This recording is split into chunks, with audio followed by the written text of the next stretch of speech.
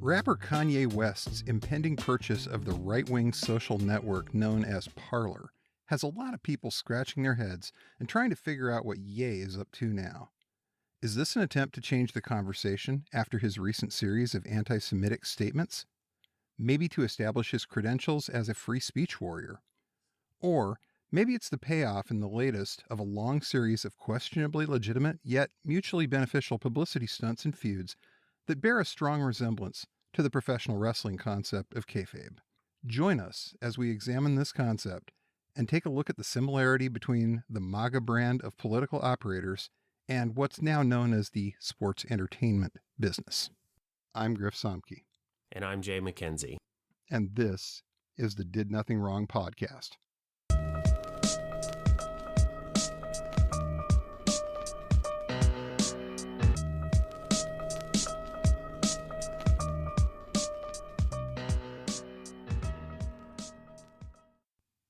So, Jay, tell me, what is Parler? Or perhaps we should be saying at this point, what was Parler?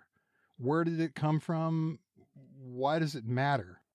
Parler came about through some funding through the Mercer family, the backers of Breitbart and Cambridge Analytica and Steve Bannon. Parler was a Twitter alternative that got a lot of steam in late 2020, right around election time. Trump hyped it a lot. A lot of people in his orbit flocked to it and said they were done with the censorship of Twitter and they were tired of big tech tyranny. So we're going to go join this free speech haven over at Parler. So they briefly kind of blew the place up. I think at one point they were having 15 million. That was, I think, the claimed number. That was the claim. Yeah. And I don't know if that's like daily active users or people that downloaded the app. For reference, the monthly visits to Twitter are right now about 7 billion. I don't know exactly what they were in 2020, but probably fairly comparable. Parler, a Twitter knockoff that was supposed to be free speech haven if you've been banned from Twitter or Facebook or any of the mainstream platforms. Well, we're not going to censor you here, so bring your QAnon memes and your whatever conspiracy you're into over to Parler. And hey, you probably like Trump, so it's all a bunch of people who like Trump here, and let's talk about it. And it did become this sort of weird, only almost exclusively right-wing echo chamber where I think at one point they were paying Democrats or leftists to join the platform. There was an offer that if you had more than X number of followers on Twitter, they would pay you to come over. Yeah, and I think we qualified at the time. Yeah. Was that part of us? Yeah. Well, let's just go argue with these people. They were so desperate for it to be Twitter, but the whole thing about Twitter is arguing and picking fights with your ideological opponents and turning that into quote tweet or reply off mess. And Parler was just all my friends who agree with me, and after a while that gets kind of boring. They can't get anybody to fight with at that point, so they end up eating themselves alive. And then after a while, okay, we're all agreeing with each other, but it's not affecting the discourse. If you want to affect the discourse, you have to be on Twitter. You have to be where journalists are and where Democrats are. And okay, it's cool for a few days to have all your friends that agree with you. You don't have to hear about all these liberals and their nonsense, but I think it got boring pretty quick. Discourse does imply multiple points of view, and they had a real shortage of that over there. They just couldn't get anyone to come over and argue with them. Imagine that. Yeah. Very shocking that people wouldn't want to go to a place full of basically Trump rabid fans and just argue. Yeah, shocking, really. Gab had the outright racists. You could go to Gab and be very, very racist if you wanted to, and they weren't going to ban you for that. You could go to Telegram and start a channel, and there's virtually no moderation in terms of what they're prepared to tolerate. But you can't search that. You have to know what you're looking for, and it's all within a certain channel. You have to go and find it. You're not going to Google up Telegram channels the same way that you would Google up Gab posts or Twitter posts. So all of these platforms kind of have their own limitations, and Parler was just sort of a sad Twitter knockoff with nothing but MAGA people on it, who all supposedly had millions of Parler followers, which was kind of funny in and of itself. Yeah. 15 million followers. Yeah, with their follow numbers that are more than the total users on the site. All followers. It somehow just happens. Seriously. Don't know how it happened. We're so popular now. Really. It's crazy. Parler, I think, really only mattered right before the 2020 election, and then from election day until January 6th. It was really just okay if you're pushing the election denialism, if you're rabidly pro-Trump, you're finding all this supposed evidence that ballots were harvested or ballots weren't counted or Right. my God, there were all the various crazy conspiracies around the ballots and the election and watch the waters and China and Venezuela and oh wow. There were so many things, and the Kraken lady, Sidney Powell, were oh yes, release the Kraken, that started there. They were getting that intel from Parler, where all the minds were really coming together and putting the pieces together. They're really solving that puzzle. So I know it's been documented how much of a role Parler played in sort of urging on January 6th and convincing people to show up and convincing people that we must save America, as Trump called his rally before the Capitol was breached. So yeah, Parler did have that sort of temporary importance, and then after January 6th, people were just laughing. There were extremist researchers and people that were really paying attention were waving their hands up in the air and saying, actually, this is not so funny. This is really bad. We should be concerned. Why aren't we doing something? Parler certainly was important for a while. Insurrection happened, and then everybody said, oh shit. A social media platform, or really any website, doesn't just exist on its own. It needs a domain host. It needs a domain registrar. It needs DDoS protection, which essentially prevents it from going offline from people who want to overload the servers. All of those services abandoned Parler. Parler was at one point using DDoS Guard, which is a company based in Russia that has been used by the Russian security services. So they were using that and Epic, which is run by a fellow we've run into a few times named Rob Monster, who... that's his name, we promise. That is his name, and he provides services to the worst people you've ever heard of. Honestly, the people we talk about, we call them the worst people, but Rob Monster supplies domain hosting and DDoS protection and registrar services to the people that are worse than the worst people. The people that you don't necessarily know who they are and you don't want to. And the reason that anyone's heard of them is Rob Monster, because he keeps them going. He keeps them online, yes. With Parler, once they lost all those services, they shut down. The site was down for a few months. They did eventually get back online. And despite the fact that they're the free speech haven, right, when all of this happened and Google Play dropped them, in order to get taken back, in order to get back online, Parler had to agree to make all these changes to their moderation and what they considered hate speech and what they would do if they found these posts, how they would treat the accounts that were posting this material. So they had to not live so true to their mission statement. Right. They're certainly still claiming that free speech haven status, but that is a questionable term. But in any case, when Parler was offline, everybody went somewhere else. People went to other alternative platforms like Gab, like Telegram. There was no reason to stick around at that point. There wasn't anything that they were doing that was particularly great or particularly groundbreaking or amazing. It was just a place to go for 5 minutes until it wasn't anymore. Well, and I think at that point, with the amount of bad press that they got, anyone on that site would have just thought you were a Fed. and they probably wouldn't have been wrong there. They were, you look at their daily active users around 50,000, and honestly at this point maybe the Feds have moved on, but at least for a while okay, 50,000, and I don't know, maybe 5-10% of that are Fed accounts. Probably left a couple behind to just go through the few posts that they actually get anymore. Yeah, it doesn't take very much Fed time. Like, we just, we went from a floor or a wing of the FBI building to Jeb over here in the back room, Jeb doesn't understand the internet too well, but no, just if you see these keywords, let someone know, Jeb. they taught him how to control F. So kind of reminds me a little of MySpace, except nobody actually misses Parler. It's just. Oh man, I saw that when I posted something about Parler on Twitter, and I meant to respond. Somebody asked me the active users on MySpace, and for a second I was like, "Oh, that's a funny joke." And oh wait, shit, MySpace still exists. Yes, it does, and it probably brings in more users every month than Parler does. I'm gonna go look right now because I just have to, and I don't care if we keep this part or not. But Fact check. I've got to actually see what MySpace is Did nothing pulling wrong, in. So Pod. Fact check. yes, let's bring it up. Like bring Joe that up? Rogan over here. Oh, man, Seriously. do you have a source for that? Yeah, Joe. It's RT. Oh, that's fine. Let's roll with it. InfoWars, man. It is on a website on the internet.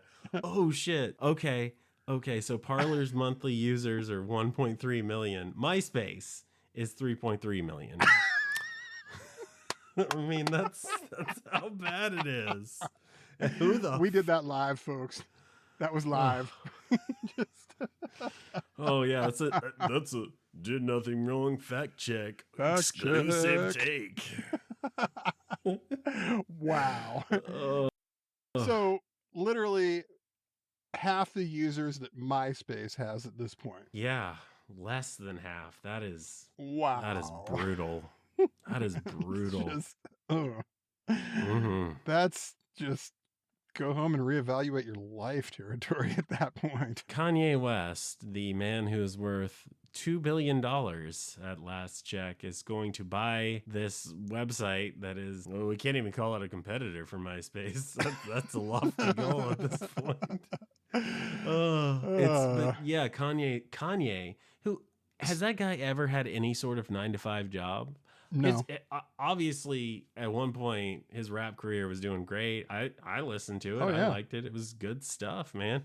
But he was in a recording studio, and I'm sure he worked hard and long hours, but he wasn't at a desk writing emails and entering numbers into Excel spreadsheets, right? He's not prepared for this. He's not interested in this. Why would he be? What on earth does Kanye West want with this? Why? He's done co-branded stuff before where he's put his name on things and it's sold relatively well. The Nike Air Yeezy is something that, sold a few shoes for them. He's done fashion collaborations with people. Granted, that was a long time ago. You read his Wikipedia page before we did this episode, didn't you?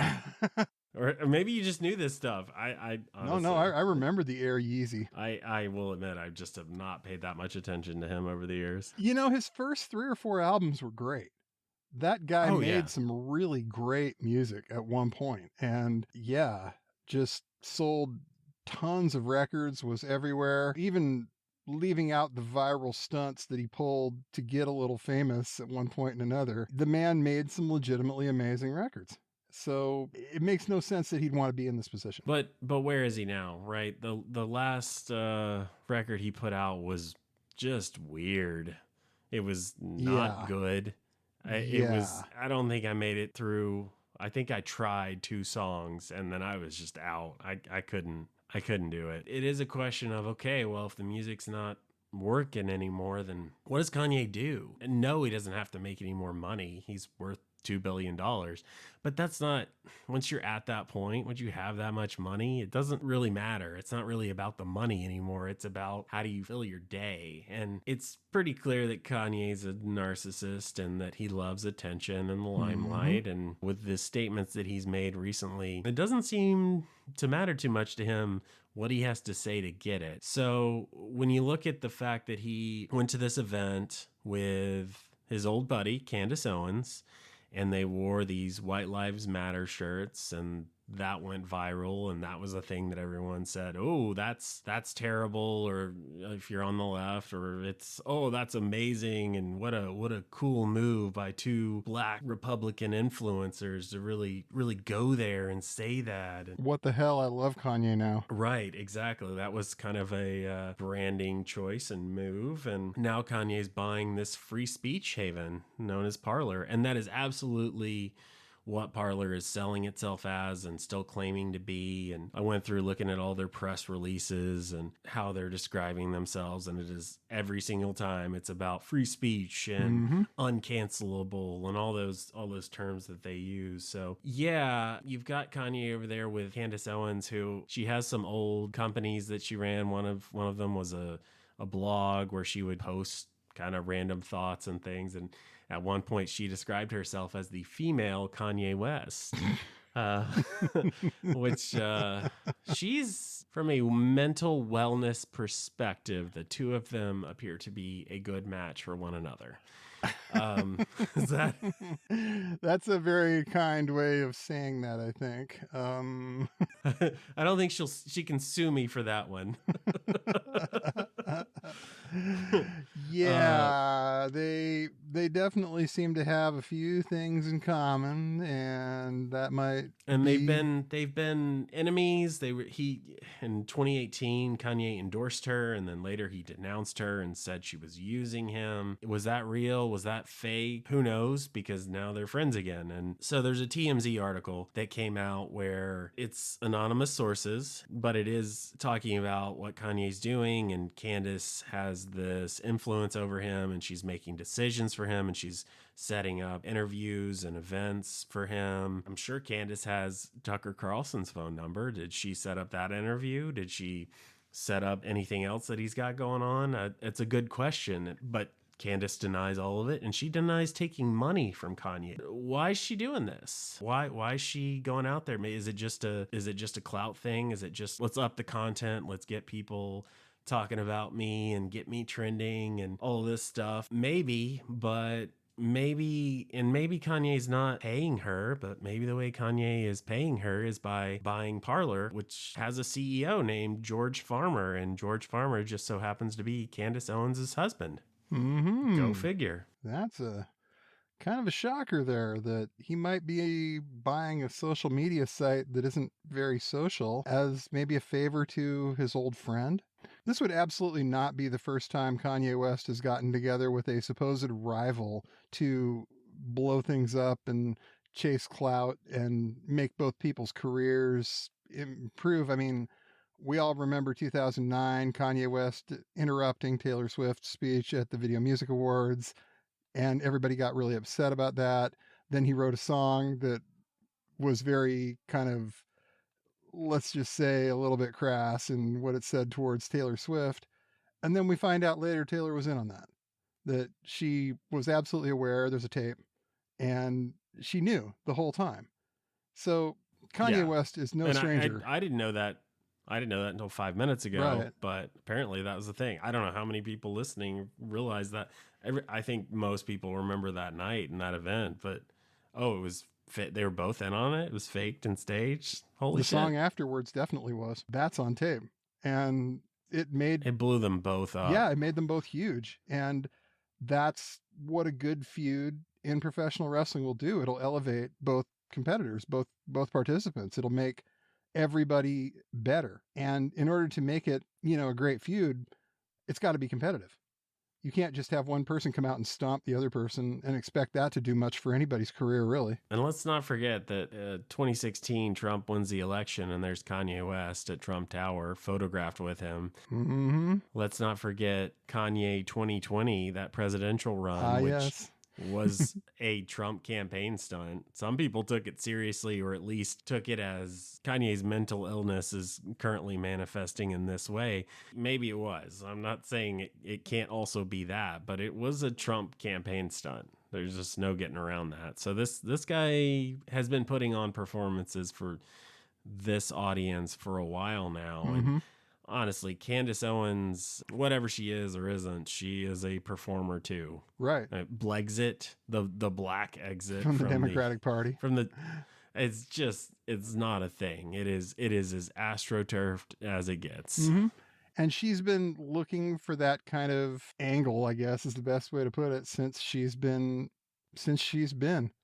She's done this on both sides of the fence. She had a blog for a while, like you said, where she was the female Kanye West who was offering her opinions on all types of subjects. And Then she goes on InfoWars and starts working it from that angle. Yeah, let's not forget that first performance after she tried to run some sort of doxing site that was going to reveal it was going to reveal anonymous accounts on Twitter and or on any social media, and reveal who they are, and no longer these people can hide in anonymity. And I think people on the right and the left both said, this is a terrible, terrible idea. Don't do this. And, the whole thing blew up before it even started, but she got real mad. And we've seen those tweets where she's real mad, and she's still real mad at the people who criticized her and helped bring the site down. But a year later, she shows up on InfoWars, and she's talking up Alex Jones and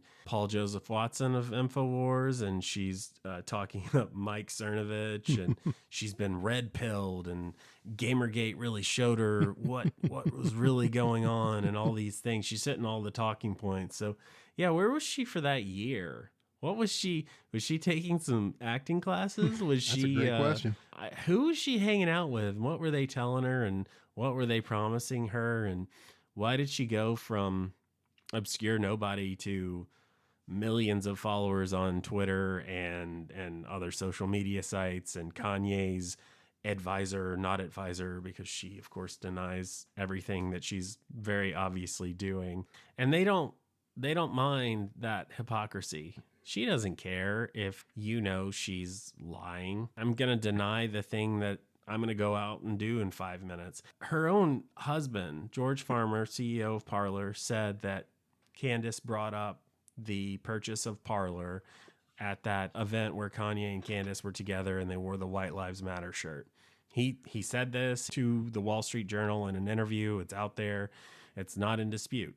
Meanwhile, Candace is out there denying that she's ever influenced Kanye, or had any sort of say in what he does or where he goes or anything. What happened there? She's training for a role, This is just, they found somebody who could play a role, and that's what they've got her doing.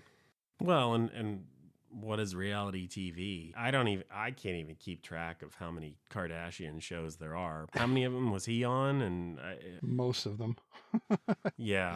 I'm not going to go back and play the tape on that, because no, there's just too many, and I see a new one every week, and I just can't. And if that's your thing, if that's your guilty pleasure, then hey, so be it. But reality TV is scripted, and it's fights and fake fights and manufactured drama and all these things. Awfully similar to professional wrestling in a lot of ways. Yeah.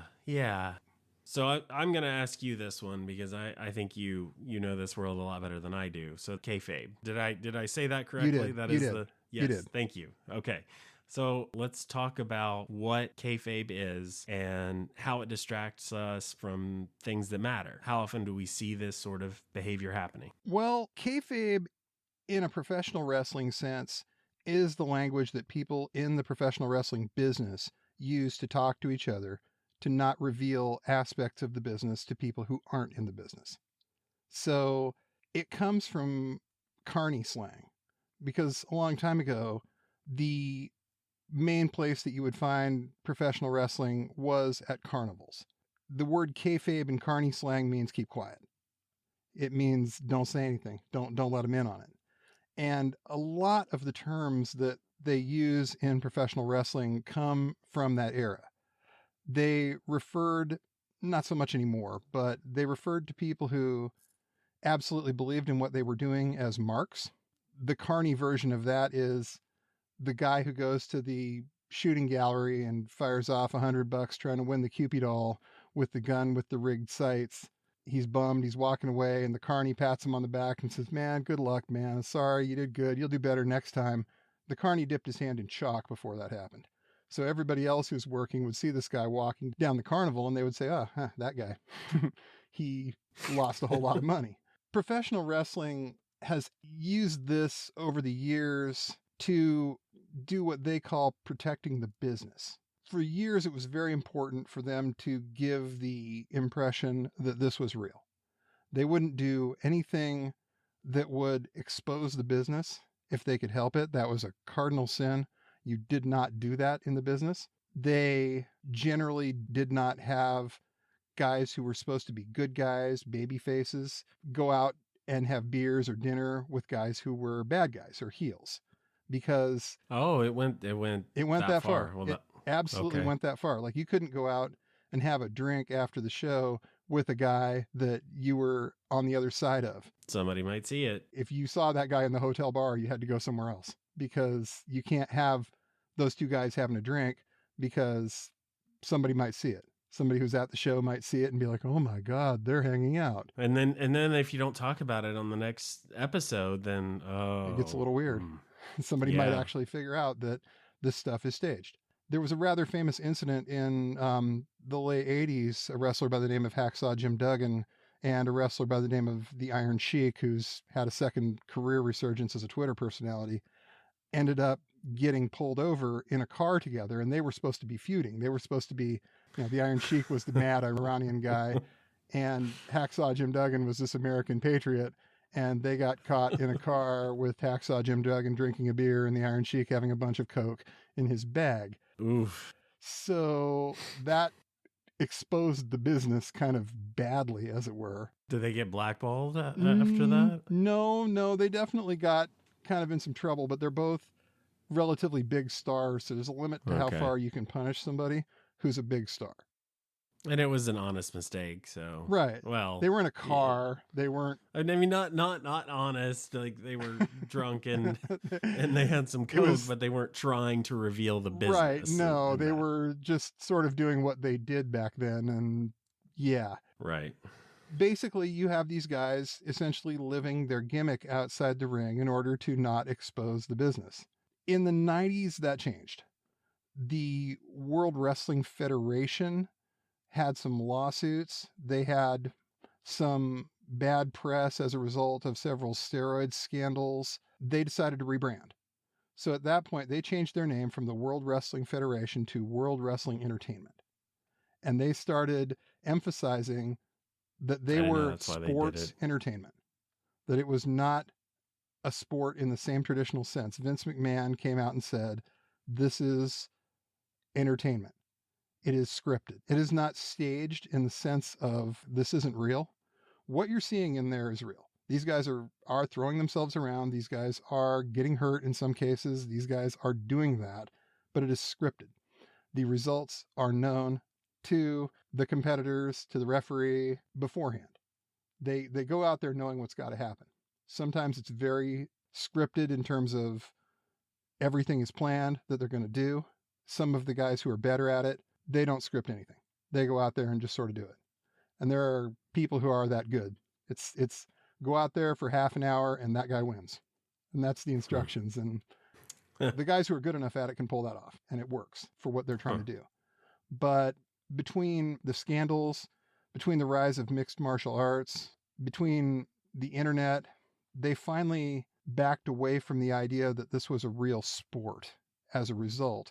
But they still maintain that facade of there's a curtain and you're not seeing on the other side of it. We're not explaining to you how this stuff gets done. You're seeing these feuds on TV. You're seeing these fights on TV. But in reality, some of these guys are best friends. They're out there being actors, basically, performing a role. So a good rule of thumb for professional wrestling is if you see it on TV, it's staged. It's something that you were supposed to see. It's part of the story, which is generally known as an angle. The amount of times that it has been unscripted, very rare. It's happened a handful of times here and there, but for the most part, everything you see on a professional wrestling broadcast is scripted pretty tightly. They will periodically bring up kayfabe. They will periodically bring up what they call a shoot, which is to say something's real or to say something really actually happened. But generally, we find out years after the fact that wasn't true. That was something that maybe they didn't tell a whole lot of other people besides the two principals involved or the principals, but it was something that they had scripted. It's happened a handful of times where it hasn't been the case, and it's generally a huge scandal. Donald Trump goes back a really long way with these people. He promoted WrestleMania 4 at Trump Plaza in Atlantic City in 1988. As he put it, everybody in the country wanted this event, and we were able to get it. He goes back with the McMahon family at least that far. Vince McMahon, who was the principal owner, CEO of World Wrestling Entertainment for years, his wife was Linda McMahon, and she was Trump's pick to run the Small Business Administration when he got elected. Of course. And they donated lots and lots of money to Trump's campaign. Trump has appeared on many, many of their shows. He's actually in the World Wrestling Entertainment Hall of Fame and has been since 2012. So Donald Trump is fully aware of how this world works. It's really interesting how much of his world and that world tend to run the same way. Yeah, the picture that sticks in my head is Trump giving an interview to Alex Jones in 2015 at Trump Tower. And what is Alex Jones often accused of doing, or his own lawyers in court say? He's not a news broadcaster. He's an actor. This is entertainment. It's entertainment. He's a guy on stage and he's giving a performance. And I think all the conspiracy stuff, all the crazy things that Alex Jones says are obviously important and terrible. And he's just now been fined over $1 billion for the things that he said related to the Sandy Hook massacre. And Jones claimed that it didn't happen and the children weren't killed. And it's horrific. And it's what he put those parents through is absolutely awful. But, right. And we're not trying to minimize any of that, because his performances cause harm and they do bad things, but it is often a performance. Even if he goes out there and knows what he's going to say, what he's going to talk about, as you said, there are those guys in wrestling who would go out there and, okay, here you go out there for 30 minutes and you're going to win, or that guy's going to win, and go do it. And I think Alex Jones has been doing this so long and been performing so long that it's second nature to him. But yeah, the fact that he's there with Donald Trump is, well, I think it tells us how serious Trump didn't even take his own candidacy at that point, because it was a promotion. It was not, he didn't set out to win. He didn't think he had a chance any more than anyone else did. It was, I think it was a way to get a better deal on the next apprentice contract that was coming up for him. It was free press and free advertising and all that. And Donald Trump was in the campaign to be the guy that everybody hates. The heel, as it were. Yeah. The level of dysfunction that is our current politics and the state of this country, it all just sort of came together and actually propelled him to the presidency. But I think it's interesting that Trump has been around all of this for so long. I'm not surprised that he's around with wrestling, because I know his mentor, Roy Cohn, was really big in the boxing world back in the day. It makes sense for these guys to have, well, Trump had his hotels, but he also got into casinos and God, he got into everything. He got into Trump University and steaks and vodka and anything that they would pay him to put his name on. Sure, just do it. It's a brand. He knows all about that. So it does make sense that all of these guys who are performers, who are actors, who are used to having a role and playing that role, got elevated right along with him.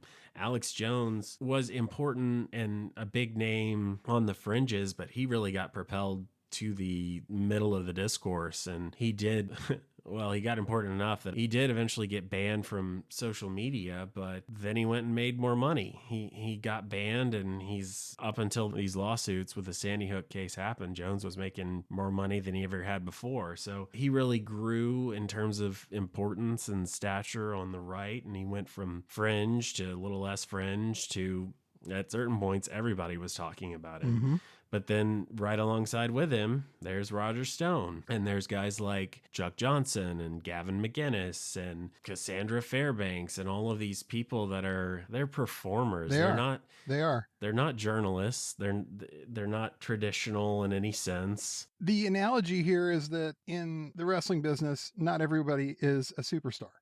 Not everybody's going to be a Stone Cold Steve Austin, a CM Punk. There are going to be people who are what they refer to as mid-carders, because you've got to have the content. You've got to fill the time. These are 2-hour shows, and you can't have the stars go out and do the entire 2 hours. It would devalue them. It would cause too much wear and tear on these people. You have to keep a certain amount of mystique and mystery about it. So you need mid-carders, and the mid-carders have to fight each other. So this, I think, is where you get your people like your Gavin McInnes, your Cassandra Fairbanks, your Ollie Alexander. These are people... Your Tulsi Gabbard. Tulsi Gabbard. These are the equivalent of pro wrestling mid-carders. And their job is to kind of make the content to fill the space. Periodically, you'll have guys do a bumbling idiot gimmick, guys that can't win a match, guys that are complete sad sacks. You know, here's your Jacob Wool and your Jack Berkman, step on up. It's scary how close this gets sometimes. If no one valued what they were doing, man, why aren't they delivering pizzas? Right. I mean, why aren't they bussing tables? Why aren't they at the used car lot? But they're not. They just keep popping up. And sometimes it's, like you said, Wool and Berkman always, they were going to bring down Robert Mueller, and they don't go away. That's their gimmick. Somebody values it. Bumbling right-wing operatives, Jacob Wool and Jack Berkman. Ha ha. They're putting stuff out there that isn't even kind of real. But hey, guess what? We're still going to cover it. Somebody went to the press conference. The mainstream media is going to hold their nose and sneer and, oh, this is insane, but it is content. The right is going to pretend to take them seriously for 5 minutes, and the left is going to point and laugh, but it's content. It's filling the show. Yeah, it's a week when we're not talking about Trump saluting the North Korean general or whatever the thing was that was embarrassing, that could have hurt him or caused him problems. There was always that other story that the right could run with and that could fill their content. It's worked amazingly well for them over the last 6 years, 7 years.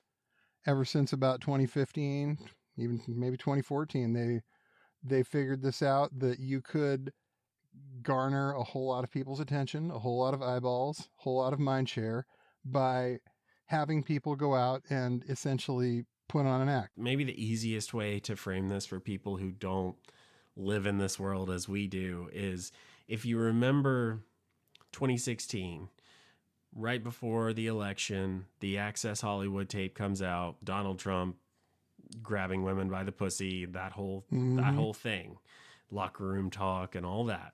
The left, of course, covers it, and this is disgraceful, and this is terrible, and how could this happen? And almost immediately, what happens? Well, WikiLeaks shows up with all of these hacked emails and all of this bombshell information that wasn't. It was hacked material. It was real. And yes, the Russians did it and gave it to WikiLeaks, but it was something that the right hyped up into this massive thing, and it became, WikiLeaks had these John Podesta emails that turned into Spirit Cooking, that turned into Pizzagate, that eventually turned into Pedogate and QAnon years later. But it was this narrative about Democrats and pedophiles and John Podesta's risotto recipe. Of course it was absurd, and of course it was crazy, but it meant the right was not being forced to talk about the Access Hollywood tape. It meant that there was somewhere else to point your content and people's anger and resentment and all of these feelings that are just pervasive on the internet. For the hardcore MAGA crowd, it was no, here's the thing.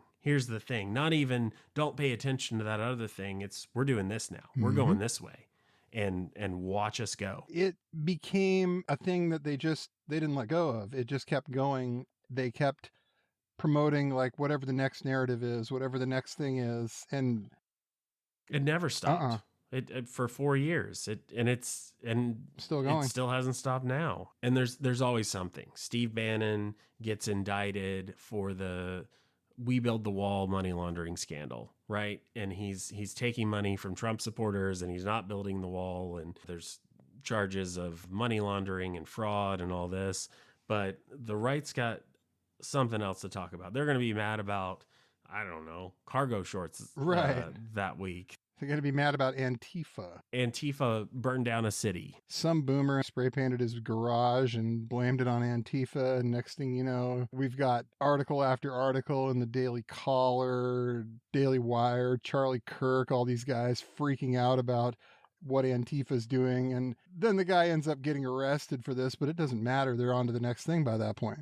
There doesn't need to be a script. You know what you can say and what you can't. And if you go a little too far, then maybe somebody off stage will nudge you back and say, hey, maybe not that. If you know where this is supposed to go, if you know what the result is supposed to be, if you know what your goal is, you don't need to coordinate with those other people. You can just do your best to point things towards that end. And most of the time it seems to work. And I think you go back to 2015 and 2016, and it was Trump and Roger Stone and Alex Jones, but then it just kept filtering down. And we just saw more and more players and more people who maybe they needed an introduction to the game. Maybe they had to do a little reading or get a little lesson along the way. But I think if you look at how often the right-wing talking points were aligning with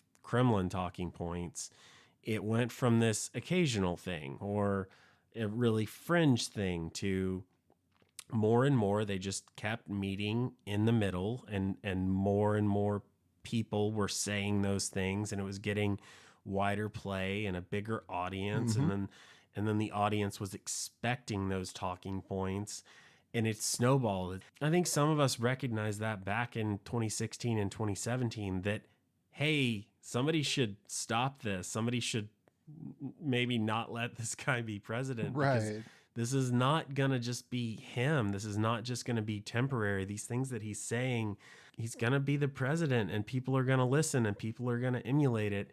And they did. They were groupies on the tour, and then they got the little side gigs, and then they got a bigger gig, and then they just kept going, and they're still going. At one point, professional wrestling was a 1-hour show that was pre-taped from someplace like the Omni in Atlanta, Georgia, to hours and hours of content that they had to fill. And I think something very similar happened in 2015 and 2016. All of a sudden, politics became this massive form of content that hadn't necessarily been a huge content thing before. So they've got so much more time to fill. So they're bringing up all these people to fill the space, because now there's this hole that wasn't there before. And Roger Stone can't do it all. Steve Bannon can't do it all. They can do a lot, but they can't fill all of it. So you go find a Jacob Wool, you go find a Jack Berkman. At this point, you go find a Dash Dabrowski, somebody who can come up and be that sort of young up-and-comer, get some attention, and keep people glued to the show. Yeah, you find an actor or creative type who couldn't quite make it in whatever business they were going for, and you say, hey, well, here's a career. Like we said, the guys that can go out with minimal amount of instruction and put on a half-hour clinic with some other random guy in a pro wrestling match, those people, while they may never be world champ, which is another completely arbitrary thing that they do, they are incredibly valued in the business, because people like that can make or break your show. If you can send 2 mid-carders out and have them do a half hour of a pretty amazing match, that can cover a lot of problems up. This is where your Roger Stones come in. This is where your Ali Alexanders come in, your Jack Posobics come in. They can go out and, with minimal amounts of direction, they can come up with a narrative that's going to get the mainstream media all over it for some cases 1 news cycle, in some cases more. It's pretty amazing. I think about this kind of like I think about major figures who are famous or semi-famous, and you reach a certain age and all of these major media outlets start writing your obituary. You hit 40 or 50 or whatever the arbitrary number is, but they start writing your obituary. And you see this because when somebody dies at 30, they don't have anything prepared. It's just this person passed away, story developing, they add to it later. But if it's somebody older, they've got something written up and they publish it immediately, and they might add to it later, but they've got an archive somewhere and they pull it out when it happens. Well, I think about the right wing prepared talking points and every story that they've got lined up that they can run with. And when something bad for them happens, when somebody did a thing that does not align with the narrative and does not put them in a positive light, well, let's just pull something out of the archive and let's run with it. Right. Let's go. Right. And they've been so good at that. They've had so much luck with let's pull a culture war story out and just go with whatever the culture war topic du jour is. Trans kids, yeah, let's go there. Cargo shorts, like you said, it doesn't really matter. The point is that you got to have something to fill that space. You got to have some content. You got to have a headline. You got to have some pictures ready and maybe a paragraph or two of new content, and the rest can be recycled old stuff that who even cares? Does anybody even read it? And sometimes it's one story for right-wing media and the other story for the left. And I think our echo chambers online now are so segregated that the streams often just don't even cross. You can have those completely opposite opinions and statements floating out in the world, and it still works because both sides are getting their content and both sides are getting what they need from the situation. And what did Candace and Kanye need right now? Well, they need to be heard. They need attention. They need to be taken seriously or to be mocked. But either way, they need the attention. They need to be talked about. Like Oscar Wilde said, the only thing worse than being talked about is not being talked about. And these people have absolutely just internalized that.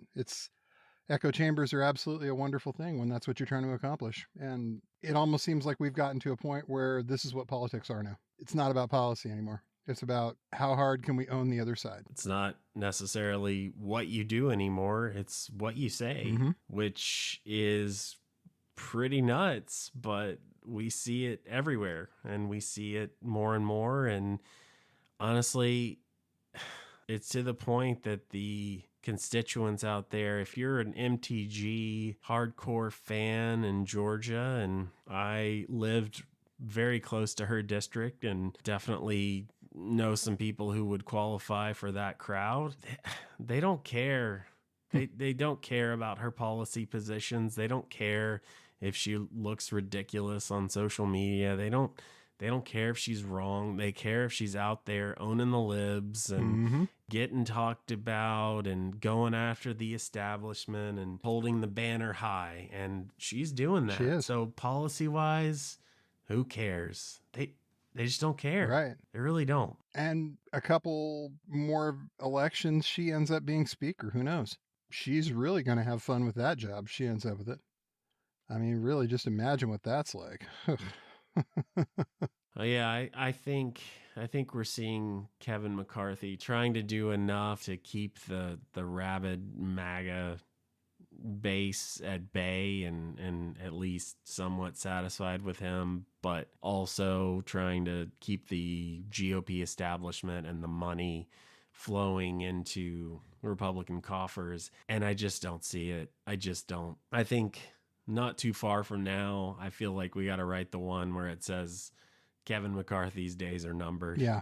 And I think McConnell is stronger. He's more entrenched. He's absolutely establishment. And the Senate is more refined. And I think because of the way Senate elections work, you have to generally be more moderate. But I think the Senate will take longer to get there. But when you see guys like Herschel Walker and Blake Masters and J.D. Vance, if that's what they're running with right now, well, matter of time. Give it a little time.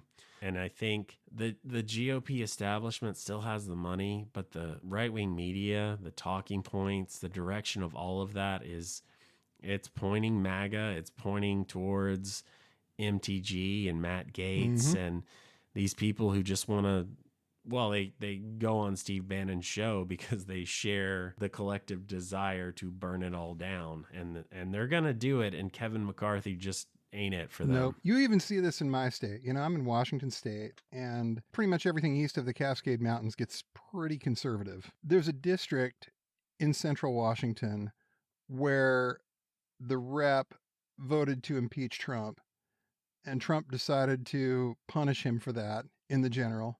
Endorsed a guy by the name of Lauren Culp, who's a former sheriff of a town called Republic. He's pretty terrible. Very, very MAGA. that race in the primary was 3 MAGA candidates, a Democrat, and this Republican who voted to impeach Trump. And the 3 MAGA candidates ended up splitting 50% of the vote. I mean, obviously, I'm watching the general. That'll be real interesting to see how that comes out. Yeah. These are not Republican districts anymore. The whole thing has shifted to the point where Trump owns that district. You've got Lauren Culp, who was endorsed by Trump. You've got a guy who follows Mike Lindell around to his conferences, and you've got a J6 rioter. Those are your candidates. Yeah, so the guys that Trump isn't endorsing aren't any less Trumpy. You pick one. Doesn't matter. They're all kind of the same person. And they split 50% of the vote. If 2 of them had gotten out, they win. But here we are. And I think we're going to see similar results all across the nation because these people have had red meat now. They're not going to go back to what Kevin McCarthy's trying to sell them. Honestly, like I said, GOP establishment, that's the old money. It's the entrenched values. And some of it, honestly, some of these guys are kind of relics and leftovers from the Cold War. And it's true because a lot of these guys are pushing 80 at this point. They're 60s or older. Some of them are in their 80s. They're not going to be here forever. And what's coming up behind, I think it's just obvious that those GOP establishment sites, and they exist. There's National Review and Bulwark probably qualifies there. I mean, I'm a big fan of a lot of stuff that Bulwark writes, and I read them pretty often, but they are very not Trump, right, and very sane Republican. But I think realistically, the size of their audience compared to everything else, compared to Charlie Kirk and Bannon and Alex Jones and Tucker and all these people who have very similar talking points and are definitely MAGA, or at least for now they're MAGA, but they're aligned with the MAGA narratives and talking points now. They're just getting so much more coverage and so much more attention and so many more visitors and clicks and all this. And we see it. Minds are being swayed. People out there believe. And I don't think it's enough to maintain. You have all the money in the world, but if you don't have the hearts and minds, they don't. I mean, the Bill Kristol Republicans are a dying breed. They just are. And it's sad to say that, not because I'm a huge fan of most of these people, but because this was the last gasp of rationality to some extent. These are people who what's coming had some interest in governing, had some interest in a working system that actually did things, that didn't basically view the whole thing as professional wrestling or performance art. And everything in the rearview mirror is kayfabe. Thanks for listening to the Did Nothing Wrong podcast. If you want to hear more, you can go to didnothingwrongpod.com. You can also follow us on Twitter at James, the word 4, and the letter M, all one word, and Grizza BJJ, Grza BJJ, as well as DNW Pod. Thanks again for tuning in, and remember, everyone mentioned did nothing wrong.